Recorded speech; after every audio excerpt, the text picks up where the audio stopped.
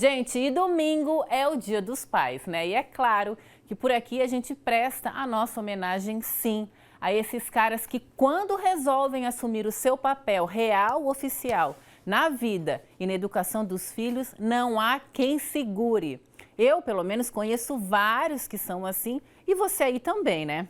Então, a nossa singela lembrança para os pais hoje é um bate-papo com um cara que é bem desse jeito que eu falei. Olha só. Ele é jornalista, mestre em comunicação e professor universitário. Só por essa apresentação, a gente já imagina que o cara por trás é uma pessoa muito legal, né? E na verdade o Paulinho Scardoelli é uma pessoa queridíssima, mas que algum tempo atrás teve que dar uma reorganizada geral na vida quando o seu casamento acabou e de uma hora para outra ele se viu aí responsável em ficar e educar os 3 filhos. Hoje já adolescentes, mas que eu imagino que deve ter sido uma barra lá atrás. Quem vai contar um pouco dessa história pra gente é o próprio, que acabou lançando um livro contando essa história que faz muito sucesso, mas a amizade faz com que a gente fale diretamente com a pessoa. Paulinho, querido, boa tarde, bem-vindo ao Ver Mais. Boa tarde, Tata. Boa tarde, público que acompanha o Ver Mais. Eu estou muito feliz de estar com vocês e poder compartilhar um pouco da nossa experiência. Hoje, Paulinho, a gente vê muitos pais já assumindo esse papel realmente de estarem com os filhos e de levarem numa boa.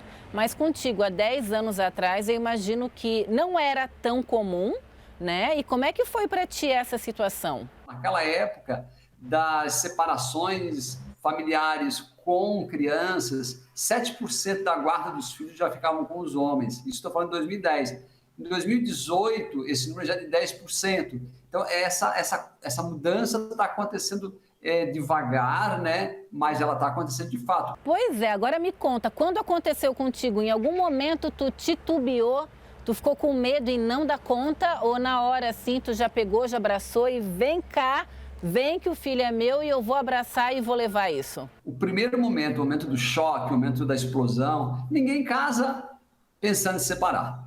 Ninguém tem filhos com uma outra companheira pensando que um dia o pai e a mãe não vão estar junto com aqueles filhos. Eu acredito que todo mundo que casa, todo mundo que tem filhos, pensa que aquela história vai seguir assim para frente.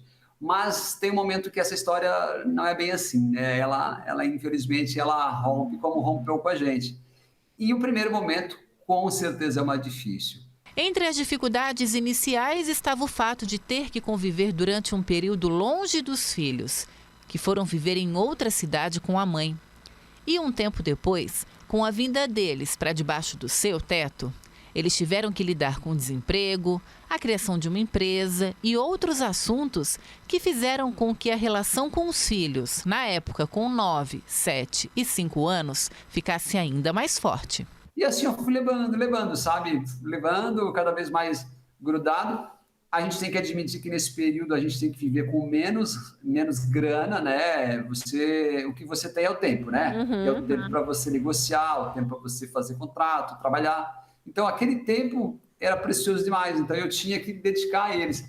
E isso para mim foi muito legal, porque foi onde se solidificou. Então daí vem histórias maravilhosas, né? Tem os almoços que a gente fazia em família de manhã cedo, porque eles já estudavam já à tarde, quando todos eles foram estudar à tarde, foram muito coelho de feijão com a Catarina no colo, para fazer a feijoadinha da semana. Muitas unhas da Catarina eu pintei, para ela poder ir para as apresentações de ginástica.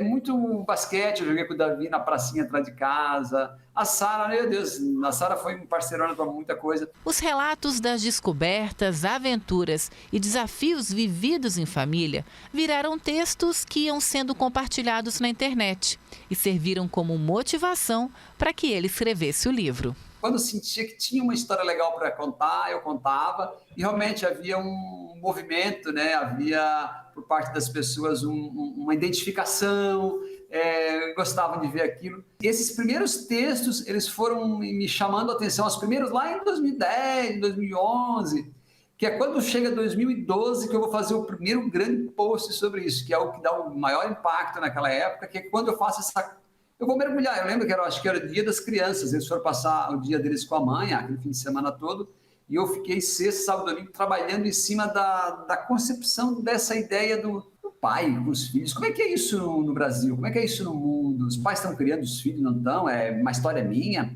Aos poucos, ele foi vendo que a história vivida não era só dele e que existem outras tantas vividas do mesmo jeito, mas por outras pessoas que, infelizmente, não têm o mesmo reconhecimento. A gente tem que admitir também que tem uma torcida toda favorável, né? Um homem que cria assim, os filhos, que está sempre perto dos filhos, ele tem uma torcida muito grande a seu favor, sabe? É muito diferente, eu acredito, de uma mãe solteira. Talvez ela não seja tão valorizada, talvez ela não seja tão enaltecida, né, pela missão que ela está fazendo. E o homem, por ser diferente, por ser raro, até porque a senhora é machista mesmo, né? Ele, quando faz uma missão como essa, ele é muito bem tratado. Então, eu não posso reclamar. A rede de apoio do Paulinho não contava com seus pais ou familiares que moravam em outra cidade. E só foi depois de um tempo que a mãe das crianças voltou a conviver com os filhos.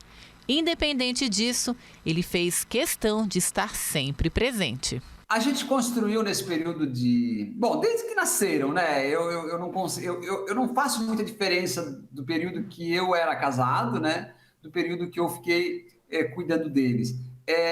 Eu acho que eu sempre fui inteiro, sempre fui entregue para essa missão.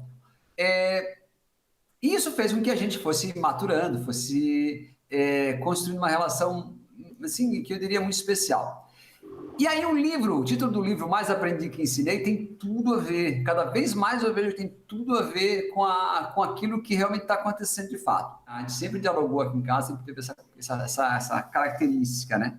De eu não impor, e lógico, eu quero impor, né? Nos momentos que eu tenho que dizer a palavra final, mas assim, sempre tentar ouvir e conversar junto. As crianças deram lugar a 3 jovens adultos, que muitas vezes são os responsáveis por atualizar o pai nas vivências do mundo em que eles circulam. Musicalmente, talvez eu estivesse ainda na época do Bee Gees, do Rolling Stones, dos Beatles. Com eles, eu entrei no Jason Mars, no Maroon 5, mudou tudo. Eu me atualizei muito culturalmente, em termos de discussão sobre preconceito. Eu falo alguma palavra que a minha geração está acostumada a falar de maneira tranquila. Eu tenho uma fiscal aqui em casa que não deixa eu falar muita coisa, não. Ela corta. Pai, que isso? Preconceito? Por que assim? Então, diariamente, né? Eu recebo algum tipo de observação. Só que eu fico pensando, né? O que assim, isso deve ter alguma razão, isso deve ter algum sentido. Eu tento me colocar na posição deles para tentar entender por que aquilo.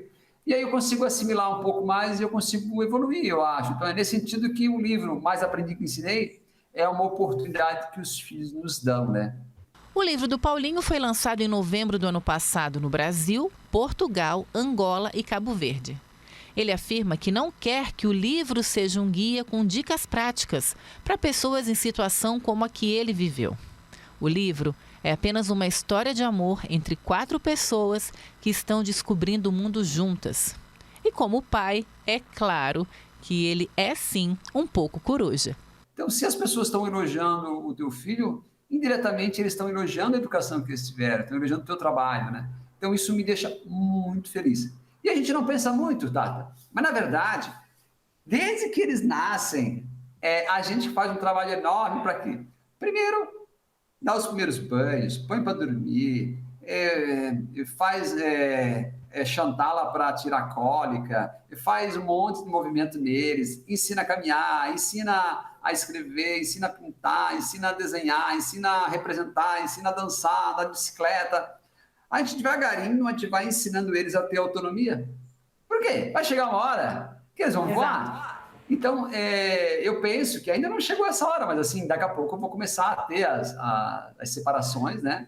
E para mim vai ser ótimo, vou ficar olhando eles voando. Que legal. Eles vão bater a cabeça de vez em quando, vão se esborrachar. Mas faz parte, né? Faz parte do aprendizado. Eu também quebrei a cabeça, eu também precisei passar por isso. Né? Tem que pensar sempre no bem dos filhos. Se você pensar sempre isso, você tem um momento que você tem que sair da frente, né? Você tem que deixar eles irem para frente.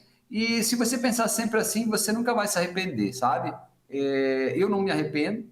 Não há... deixei de lançamentos de livro, deixei de lançamentos de filme, deixei de rodadas de cerveja com os amigos no bar, mas não me arrependo nenhuma noite de ter ficado com eles. Valeu muito a pena, sabe? Muito, muito, muito a pena. Gente, que lindeza de história, né? É superação. Imagina um pai com 3 crianças pequenas, não que a gente está falando que os pais não deem conta, mas é que agora isso é mais comum, né? Eu quero deixar um beijo para o Paulinho, para todos os pais aí que encararam linda e honestamente a missão de criar seus filhos, inclusive o pai da minha filha. Um beijo!